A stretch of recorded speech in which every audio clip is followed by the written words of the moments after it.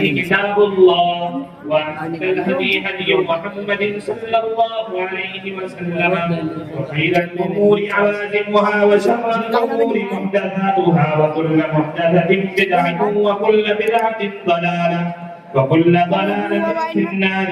وبالسند المتصل منا إلى الشيخ الإمام الهمام الحافظ الحجة أمير المؤمنين في الحديث أبي عبد الله محمد بن إسماعيل بن إبراهيم بن المغيرة الجعفي اليماني البخاري رحمهم الله تعالى رحمة واسعة.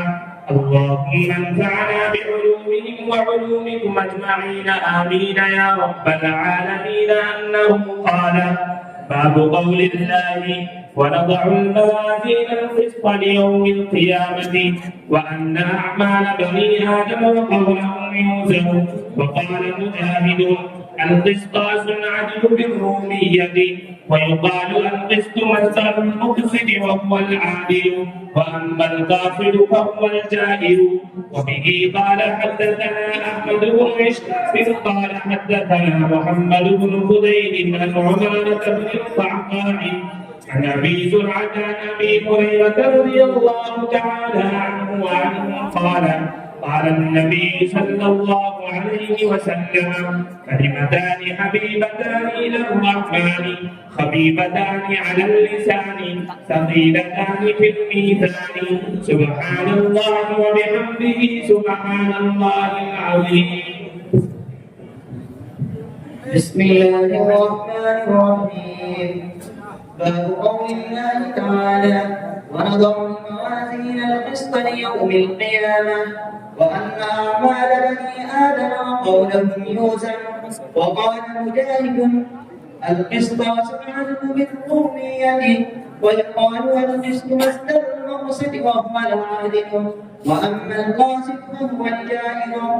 وبه قال حدثنا أحمد بن إشكال قال حدثنا محمد بن فضيل عن عمارة بن القعقاع عن أبي زرعة عن أبي هريرة رضي الله تعالى عنه قال: قال النبي صلى الله عليه وسلم: كلمتان حبيبتان إلى الرحمن خفيفتان على اللسان ثقيلتان في الميزان سبحان الله وبحمده سبحان الله العظيم.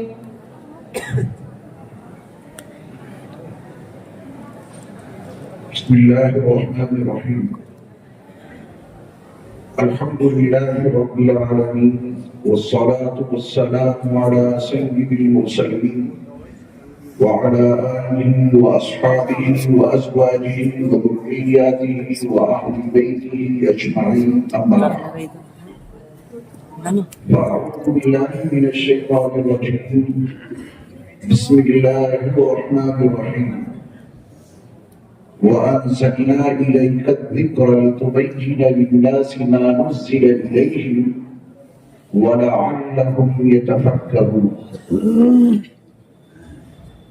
حضرات علماء کرام، مشایخ نظام، دینی اور اسلامی بھائیوں، عزیز طلبا اور پیارے بچوں،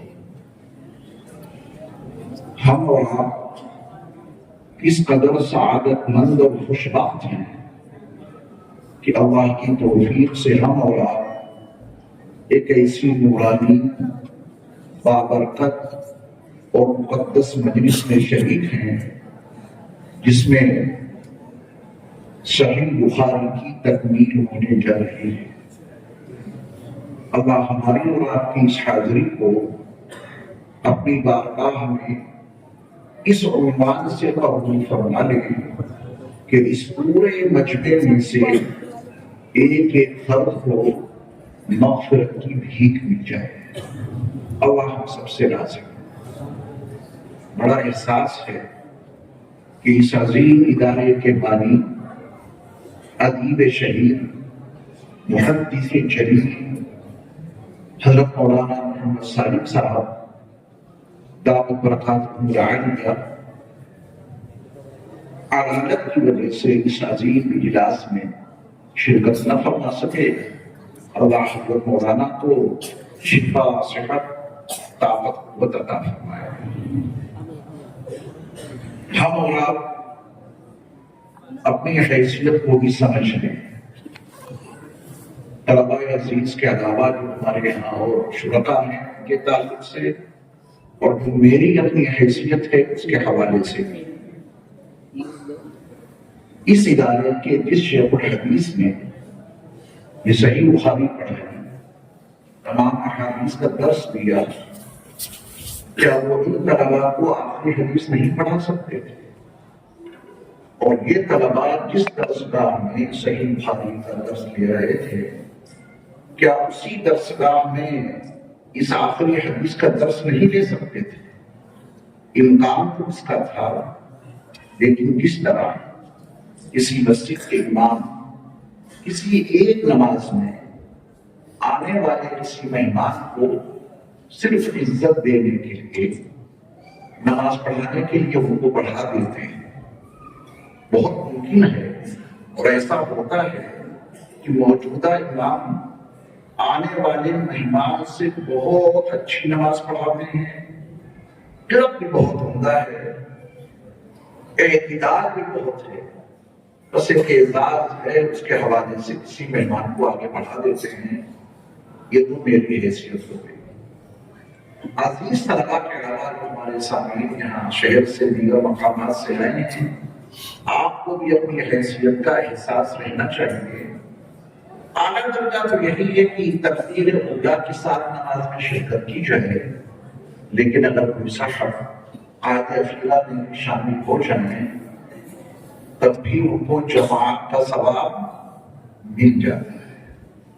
آپ تمام حضرات کو اس ختم بخاری کی تقریب میں جو مدعو کیا گیا، پیغام پہنچایا گیا اور آپ تشریف لائے، تو آپ کے لیے تو عملاً یہ ممکن نہ تھا کہ آپ بخاری کے ابتدا سے انتہا تک درسگاہ میں شریک ہوتے۔ حضرت مولانا محمد صاحب دعوت عالیہ نے آپ کے لیے اتنا انتظام ضرور کر دیا کہ جس طرح ایک نمازی قائد اخیرہ میں شریک ہونے کے بعد جماعت کا ثواب پا لیتا ہے، انشاءاللہ اسی طرح آپ کو ختم بخاری کی مجلس میں شرکت کی بنیاد پر اس کا ثواب ضرور مل جائے گا۔ نبی آخر الزمان حضرت محمد صلی اللہ علیہ وسلم نے قیامت تک برپا ہونے والے انسانوں کی ہدایت کے لیے جو دو چیزیں چھوڑی، ایک کتاب اللہ اور ایک سنت رسول اللہ۔ یہ جو احادیث مبارکہ ہیں جو رسول اللہ صلی اللہ علیہ وسلم کے فرمودات ہیں، جو آپ کی ارشادات ہیں، ان دونوں کا مصدر ایک ہے۔ قرآن مجید بھی اللہ کی طرف سے، اقوال مصطفیٰ بھی اللہ کی طرف سے۔ فرق صرف اتنا ہے کہ قرآن مجید کے الفاظ و معانی دونوں اللہ کی طرف سے، اقوال رسول میں الفاظ رسول اللہ صلی اللہ علیہ وسلم کے اور جو اس کے معنی اور مفاہیم ہیں وہ اللہ کی طرف سے۔ اور یہ ذمہ داری اللہ رب العزت والجلال نے اولین نزول وحی کے موقع پر ہی لے لی تھی۔ لا تحرك به لسانك لتعجل به إن علينا جمعه وقرآنه فإذا قرأناه فاتبع قرآنه ثم إن علينا بيانه۔ ان آیات میں الفاظ قرآنی کے تحفظ کے ساتھ ساتھ الفاظ قرآنی کے جامع میں چھپی ہوئی اللہ کی مرادوں کی وضاحت کرنا، یہ بھی اللہ کے ذمہ ہے۔ الفاظ آپ کے سینے میں ایسے محفوظ کر دیں گے کہ آپ کبھی بھول نہیں سکتے۔ اللہ نے ذمہ داری دی اور سینہ اقدس میں یہ الفاظ ایسے محفوظ ہوئے کہ اس کے ایک حرف کے بکھرنے کے تمام امکانات ختم ہو گئے۔ الفاظ قرآن کے جامع میں اللہ کی چھپی ہوئی مرادیں کیا ہیں، ان مرادوں کی تبیین بھی اللہ نے اپنے محبوب رسول صلی اللہ علیہ وسلم کے سامنے کر دی۔ ثم إن علينا بيانا، الفاظ قرآن کی جامع میں چھپی ہوئی مرادیں کی اللہ نے بیان کی۔ تو ان مرادوں کو جب تک مصطفیٰ علیہ السلام نے اپنی زبان مبارک سے بیان کیا کیا، اللہ کی بیان کردہ تبلیغ کردہ مرادوں کو جب زبان مصطفیٰ نے بیان کیا اسی کا نام حدیث ٹھہرا، اسی کا نام سنت رسول صلی اللہ علیہ وسلم ٹھہرا، اسی کو اقوال مصطفیٰ کہا جاتا ہے۔ اگر آپ ایمان کی ترتیب دیکھیں دلائل کے لحاظ سے نہیں، ایمان کی ترتیب اس میں کتاب الہی مقدم یا قول رسول مقدم۔ میں اس سلسلے میں اب سے 3600 سال پہلے کے اللہ کے کلیم حضرت موسیٰ علیہ السلام کے حوالے سے اس موضوع کو آپ کے سامنے اجاگر کرنے کی کوشش کروں گا کہ کتاب الہی اور قول رسول ان دونوں کی حیثیت، عظمت، اہمیت اور افادیت کو سمجھنے کے لیے اللہ رب العزت نے جب کوہ نور سے حضرت موسیٰ علیہ السلام کو مصر میں فرعون کے پاس بھیجا، آپ قرآن کریم میں یہ بات ہے کہ اس وقت تک اللہ نے حضرت موسیٰ علیہ السلام کو تورات نامی کتاب عطا نہیں کی۔ تورات کب ملی آپ کے علم ضرور اس کا واقعہ ہوگا کہ اللہ تعالیٰ نے حضرت موسیٰ علیہ السلام کو تورات کب عطا کی۔ اس تفصیل میں چھائے بغیر یہ طے ہے کہ پہلی بار جب اللہ رب العزت والجلال نے حضرت موسیٰ علیہ السلام کو مقام رسالت پر فائز کیا، ان سے ہم کلام ہو کے ان کو کلیمی کے مقام پر فائز کیا اور حکم دیا کہ فرعون کے پاس آپ جائیے، میرا پیغام سنائیے۔ اس وقت تک حضرت موسیٰ علیہ السلام کے پاس تورات نام کی کوئی کتاب نہیں تھی۔ تورات کی ایک آیت میں اللہ نے اس وقت تک اپنے کلیم حضرت موسیٰ علیہ السلام کو عطا کی۔ کچھ ہدایات، کچھ الہامات تھے۔ حضرت موسیٰ علیہ السلام جب فرعون کے پاس گئے اور اللہ کا پیغام پیش کیا، پھر جو کچھ وہاں ہوا اس کا حشر آپ کو معلوم ہے۔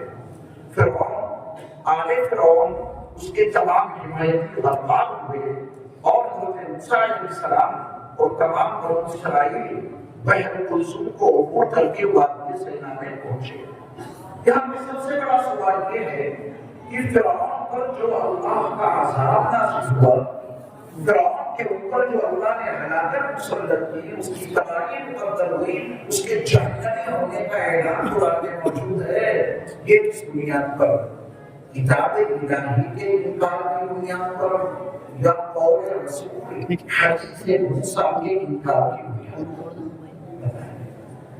جب تورات اس وقت موجود ہی نہ تھی تو فرعون نے تورات کا انکار نہیں کیا تھا۔ حضرت موسیٰ علیہ السلام نے فرعون کے سامنے، فرعونوں کے سامنے، آل فرعون کے سامنے، اہل مصر کے سامنے تورات کی ایک آیت بھی نہیں سنائی تھی، کیونکہ آپ کو اس وقت تک تورات ملی نہیں تھی۔ اس وقت تک آپ کے جتنے الفاظ تھے فہم و تفہیم کے لیے، فرعون کو سمجھانے بجھانے کے لیے، فرعونیوں کو شناس حقیقت سے مشاہدہ کرانے کے لیے حضرت موسیٰ علیہ السلام نے جتنے گفتگو کی ہے وہ سب قول رسول ہے، حضرت موسیٰ کی وہ حدیثیں ہیں۔ تو فرعون نے اللہ کی کتاب کا انکار کیا یا حدیث رسول کا انکار کیا؟ انہوں نے حدیث رسول کا انکار کیا۔ حضرت موسیٰ علیہ السلام کی بات ذکری کو سمجھنے سے حدیثوں کے انکار کرنے پر اس کی تباہی مقدر ہو گئی۔ حدیثوں کے انکار کے نتیجے میں اللہ نے اس کے اوپر اتنا عذاب نازل کیا۔ اب سے 3600 سال پہلے کے اس واقعے کے حوالے سے حدیث کی اہمیت ہمارے جو دیگر یہاں احباب موجود ہیں، علماء کے لیے ان تازہ طلباء کے لیے میں کیا کہہ سکتا ہوں، لیکن تمام حضرات ہیں کیونکہ جس دور سے ہم گزر رہے ہیں یہ فتنوں کا دور ہے اور عصر حاضر کا ایک بڑا فتنہ انکار حدیث کی شکل میں پنپتا چلا جا رہا ہے، اور ہم اپنے فارغ ہونے والے علماء سے بھی گزارش کریں گے کہ اس انکار حدیث کی فتنے کی سرکوبی کے لیے آپ ہمہ وقت مستعد اور تیار رہیں۔ اس ادارے کی چاہت دیوانی سے باہر نکلنے کے بعد آپ کو جن فتنوں کا سامنا کرنا پڑے گا ان فکروں کی تیاری کا ذہن ابھی سے بنا کے یہ حدیث رسول کا مقام ہے. کتاب الہی کا انکار تو ہے ہی بہت بڑا جرم، حدیث رسول کا انکار بھی اسی کے برابر کا جرم ہے. اللہ یہ شعور ہمیں اور آپ کو عطا فرمائے. وَأَرْسَلْنَا إِلَيْكَ الْكِتَابَ، اللہ اپنے رسول سے مخاطب ہے، اے محبوب ہم نے آپ کو یہ کتاب عطا کی، یہ کتاب ہم نے آپ پر نازل کی. یہ بات کا کام ہو گیا. اللہ نے قرآن مجید اپنے آخری نبی حضرت محمد صلی اللہ علیہ وسلم پر نازل کیا. اللہ نے اپنی ذمہ داری پوری کی. اگلے مرحلے میں اللہ نے اپنے رسول کی ذمہ داری لگائی اور مجھے ہے لِتُبَيِّنَ لِلنَّاسِ مَا نُزِّلَ إِلَيْهِمْ، جن کی ہدایت کے لیے یہ کتاب ہم نے نازل کی ہے. اب اس کتاب کی تبیین، اب اس کتاب کی تفسیر، اب اس کتاب کی تشریح وہ آپ کریں. کروڑوں سلام نبی کریم صلی اللہ علیہ وسلم پر کہ آپ نے اللہ کی نازل کردہ کتاب کی ایسی تشریح کی، ایسی تبیین کی، ایسی تفسیر کی، قیامت تک بتانے والے انسان کے لیے یہ قرآن بالکل واضح ہدایت کر کے ان کے سامنے موجود ہے. اللہ ہمیں اس کا فہم عطا فرمائے. اور تیسرا کام اللہ نے اسی آیت میں ہمارا قرآن مجید کی کسی آیت کی تبیین رسول کی ذمہ داری تھی، وہ کام کو اس کو ادا کر دے. ہمارے اور آپ کے لیے کام باقی بچا ہے اور وہ کام قیامت تک کے تمام اہل ایمان کے ذمہ ہے، بلکہ غیر اہل ایمان بھی یہ کام کر سکتے ہیں. تو اس کی آیت کا تیسرا حصہ ہے وَلَعَلَّهُمْ يَتَفَكَّرُونَ. یہ کتاب ہمیں اس لیے نازل کی کہ آپ اس کی تبیین کرتے ہیں اور انسان اس میں تفکر اور تدبر کرتے رہتے ہیں. یہ تفکر اور تدبر پھر قرآن کا سلسلہ قیامت تک جاری رہے گا. اس آیت میں اللہ نے تین بات بتائے.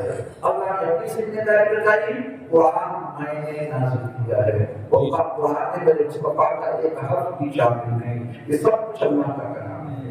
تبیین کے حوالے سے اب یہ بخاری ہو یا مسلم، ترمذی ہو یا نسائی، ابن ماجہ ہو یا ابو داؤد، مصنف عبد الرزاق ہو یا مسند امام احمد بن حنبل، یہ حدیث کی جتنی کتابیں ہیں لِتُبَيِّنَ لِلنَّاسِ مَا نُزِّلَ إِلَيْهِمْ کا مظہر عظیم ہے.